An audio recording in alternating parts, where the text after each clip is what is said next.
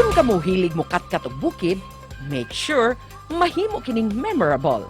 Sama na lang niining grupo sa mga trekkers nga mikatkat sa summit sa Mount Apo ug nagsulob pa og costume sa Netflix-produced film nga Squid Game. Usa kini ka pamaagi aron nga malingaw og dili boring ang ilang trekking adventure sa bukid.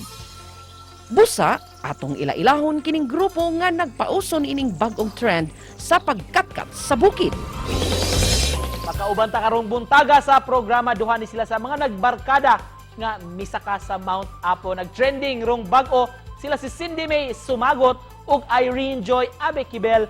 Good morning, Ma'am Cindy, Ma'am Irene. Welcome sa GMA Regional TV Live. Hi, Sir Nico. My habit sa kanang sa original TV viewer.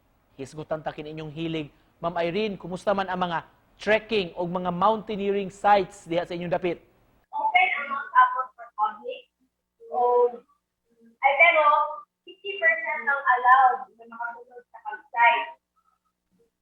May uban na close pa pero depende sa LGU kasi we're still observing our health protocols.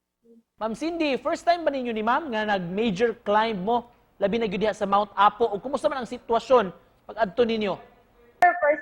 First major climb pa jud namo, no? So, peaceful ug limpyo kayo ang lugar since gikan siya sa 3 months pa closure. Ma'am Irene, unsa may istorya ani nga nung nakahuna-huna man mo nga magsulob og costume sama gyud sa sikat na kayo nga Squid Game series? As we all know, na ang Mount Apo is sa pinaka-highest na mountain sa Pilipinas. And once in a lifetime, may mahitabo ang among pagsaka. So, namuna-munaan ako ng ano, kasi sa trending site sa Korean movie series, ang Squid Game. So, namuna-munaan ako sa with my friends nga, gumawa na ko sa extra memorable one. Just for fun lang yun. Ma'am Cindy, unsa may feeling ni mo ma'am sa imong gibati ito panahon na dihang nakatunob na jud ka sa summit o syempre nagsuot sa imong Squid Game costume?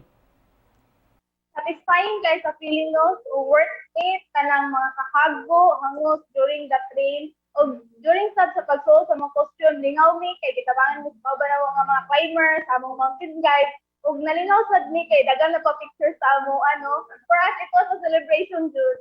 Ma'am Irene, isip mga nature lovers, trekkers, hikers, mga mountaineers man gyud mo. Unsay tawag ba sa inyong grupo? Can you explain to us kini inyong murag mantra nga leave no trace? It's an outdoor ethic na simply put best practice na kinahanglan sundon aron ma-enjoy o ma-preserve nato ang nature. For example, bawal ang vandalism, ang improper disposal sa atong garbage, o pag-ampi sa atong water source. Before nag-start din ang atong pag-trekking, na-orient sa among guide, pag sila nagkulang orientation sa amo, sa mga do's and don'ts na kinahanglan during climb. Alright, base ano inyong gikahiligan ug of course inyong advocacy, mga ma'am, unsa may advice sa inyong mahatag sa atong community?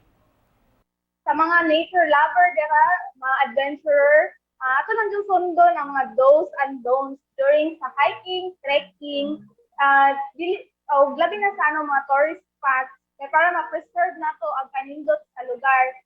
Self-discipline man dyan dapat atong i-maintain, no?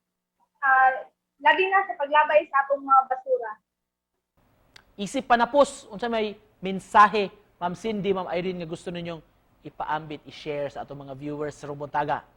Sa mga nature lover, diba, mga adventurer, ato lang yung sundo ng mga do's and don'ts during sa hiking, trekking, labi na sa mga tourist spots, para ma-preserve nato ang kanindot sa lugar.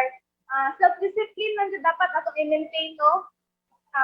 Labi na sa paglabay sa atong mga basura. Of course, as mga newbies in trekking, like us, kinahanglan jud preparation, self-preparation, not just physically, but mentally, no, willing to come climb. Alright, thank you so much ma'am sa pag-uban ninyo kanamo karong buntaga og among nasayran gyud ang inyong advocacy rong buntaga.